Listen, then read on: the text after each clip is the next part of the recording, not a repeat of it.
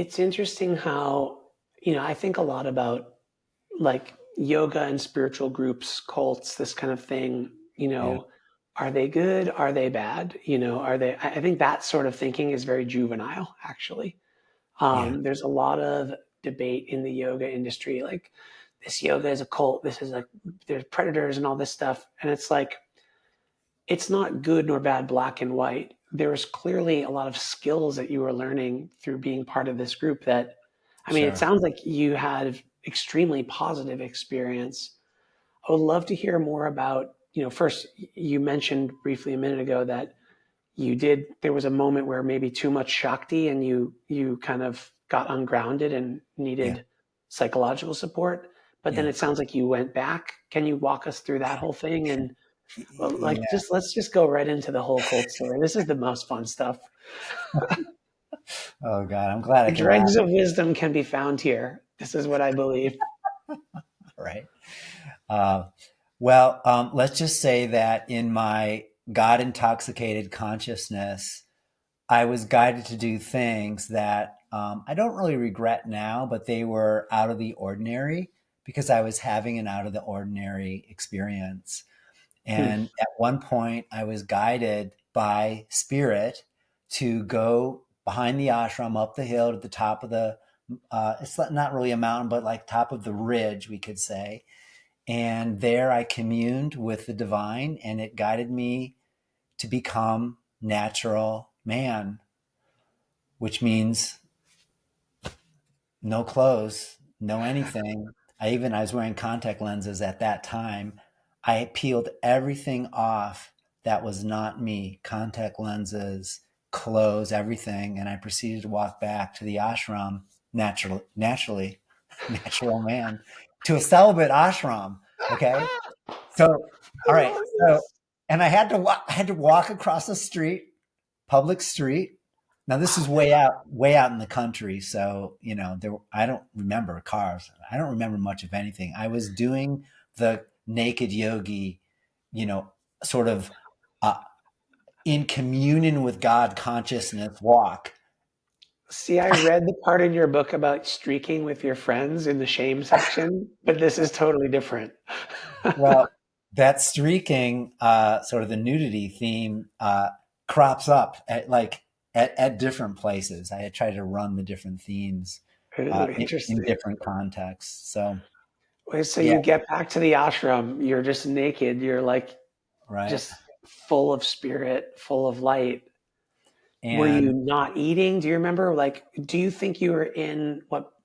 Yeah, I think there's this fine line. I have a lot of, not a lot, I have some friends who are not well known famous yoga teachers, but who have experienced very deep states of consciousness yeah, and who describe, there's like a knife edge that you can walk sometimes when you're doing these practices.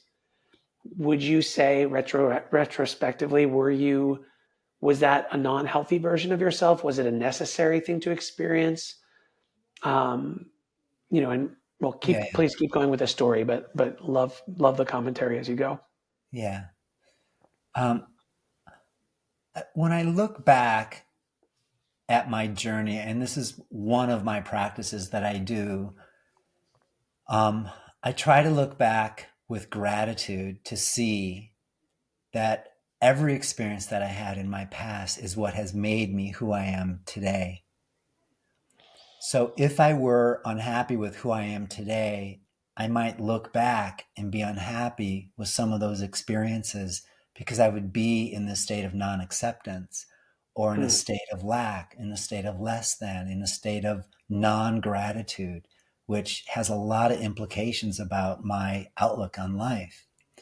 But because of all the practices and the yoga and the teaching, especially the non dual Shaiva Shakta Tantra that I study, we want to learn how to transform regret into gratitude or grief into gratitude. And an example of grief is we focus so much on what we've lost.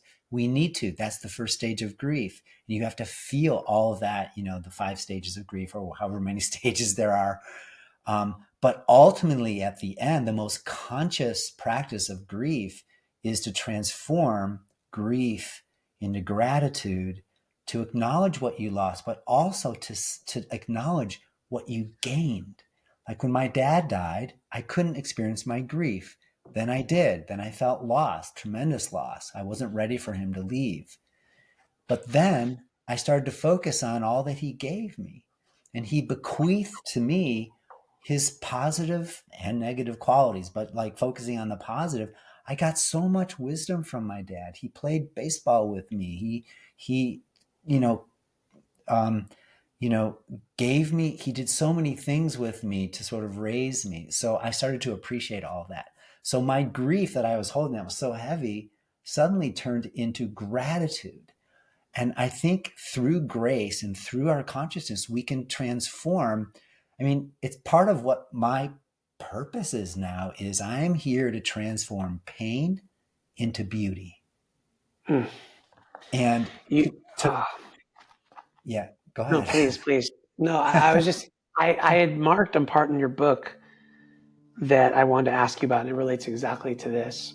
You wrote that empathy, your capacity to have compassion for your lesser self, like the stuff you did in the past that you regret, perhaps, or that one might regret, Yeah. and your suffering, you wrote, it heals and diminishes shame. So in other words, having empathy and looking back on your past with compassion is what heals the shame. It's what transforms that shame experience and my question to you was, and you just shared, like through grace, through realization. I had written in the book, does self-realization, and we can parlay the terms, is that what leads, the purpose of yoga,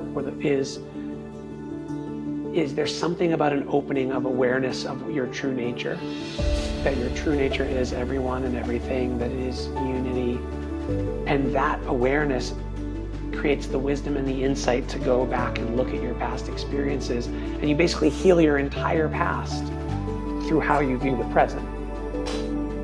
Bingo.